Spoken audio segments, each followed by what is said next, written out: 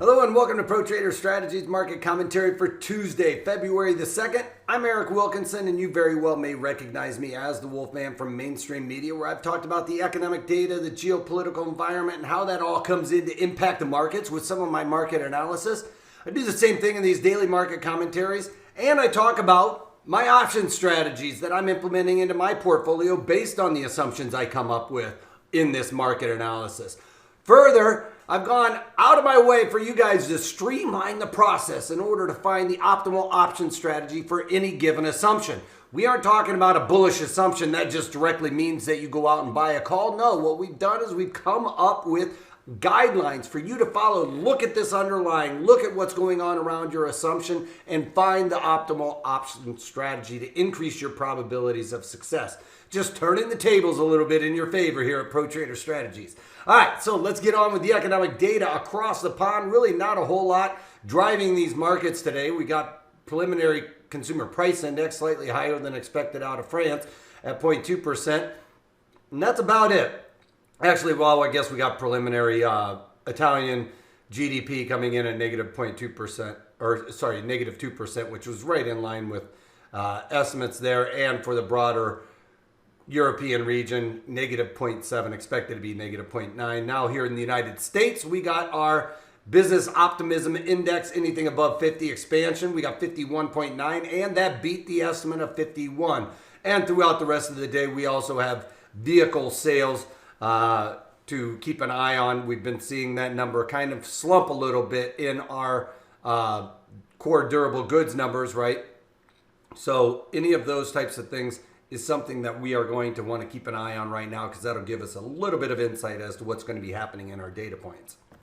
All right, crude oil, it's happened. It's above the 78 Fibonacci here, trading as high as $55 a barrel today. Would love to see a settlement below that 78 Fibonacci here, because that would make this candle here look like a top. I want to see this settle below there, because I want to see crude oil start to roll over a little bit here. Now with the shutting down of the Keystone Pipeline, stopping fracking, all of these things are going to be things that drive this market higher. But for the sake of the economy, I would like to see this market come back off a little bit, allowing people velocity of money while they spend their money elsewhere rather than in crude oil.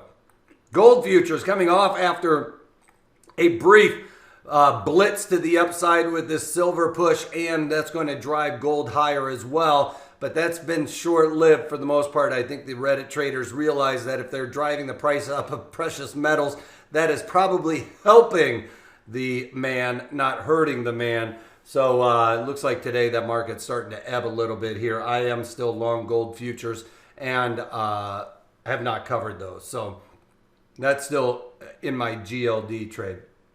All right, bonds coming off by about a half a point, as yesterday was sliding throughout the day because the equities are making some moves to the upside. We can see with the VIX coming off, that's a little bit of an indicator there. Dow Jones Industrial Average up 500 points on the day, almost 600 at this point in time. As you can see, overnight was very strong. Yesterday, we did rally into the close, but settled below that 50-day simple moving average. That's still going to indicate short-term bearishness. But today, ripped through that line in the sand and above the 9-day simple moving average, right back to where we were about a week and a half ago. And the market's looking very strong here as this whole rotation, people were selling stocks and tech and things like that we talked about because of this GME move. Margins, all of those things were causing a bit of a flux happening in the markets. Now that GME has come off GameStop, we're seeing this push to the upside across the board in equities. As you can see, 600 points in the Dow Jones Industrial Average. NASDAQ up almost 200 points, up 180. Again, back above the 9-day simple moving average there. E-mini S&Ps ripping to the upside, did not sustain that hold below the 50-day simple moving average. On this front, we did rally above that yesterday and continuing to the upside and above the 9-day simple moving average. Short-term strength again. Looks like we are going to find a sweet spot here and maybe test the 123 extension. But at the end of the day, the economy looks decent. I mean, if we're talking about compared to the height of the pandemic, I guess, and that is pushing these markets higher. We're also seeing actually pretty decent economic or earnings data as well. What we were seeing from that good earnings is weakness in the underlying, and I told you guys that's signaling that there is some real weakness in the overarching markets. It looks like some of that is starting to abate. Having said that, we do have a lot of big earnings coming up. Today is the real big day for that. We can see even the S&P's no weakness whatsoever, basically from the close of yesterday all the way into the opening today, and absolutely no attempt to try and flush out the longs from the overnight, and that is going to give me belief that the upside is the risk at this point in time.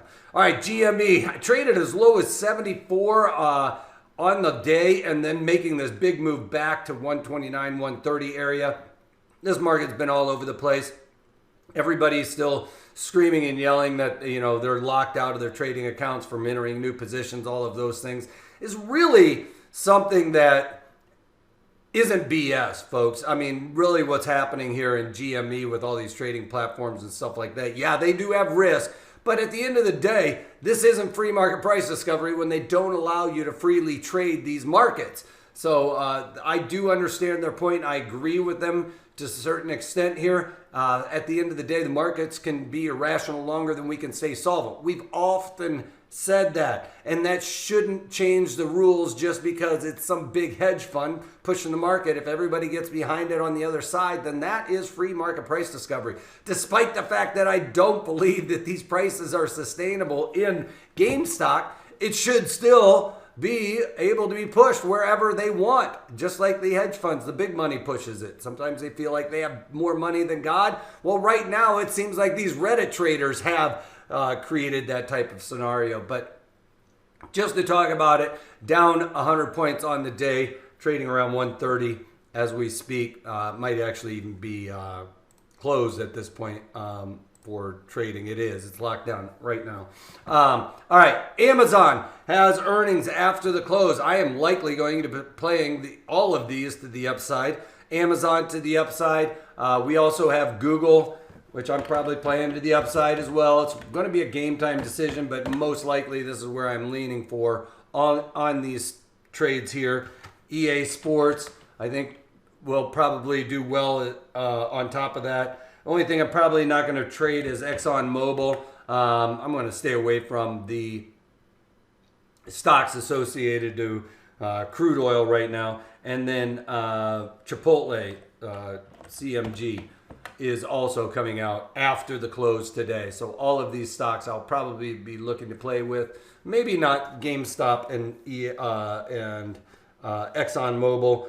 AbbVie's tomorrow morning. I'm not going to play that either, and probably not Biogen as well, which is coming out tomorrow before the open. I'm probably not going to play those. All right, but Amazon, Google, EA Sports, definitely going to be in the mix, so check it out. We'll talk about those trades tomorrow. Also, I'll probably tweet those out. If I do anything, I'll tweet those out in the Twitter sphere, so you guys can just play along, know where I'm getting involved. All right, that's about it.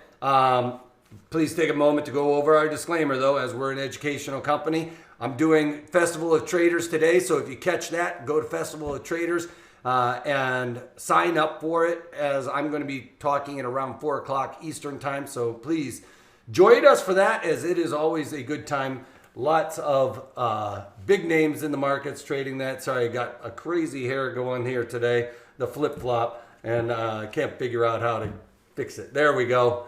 It's the opposite. All right. Anyway, enough about that stuff. Hope you guys can all join us today. Please comment at the bottom if you have any questions, comments, or anything else you want to talk about, what your trade is in GameStop or any of these other earnings trades. We're doing webinar. We've got a course right now for the earnings trades. So please check that out, as I have specific guidelines for earnings trades as opposed to any other given day. So please follow those as well. All right, so if you can't take that, take it easy.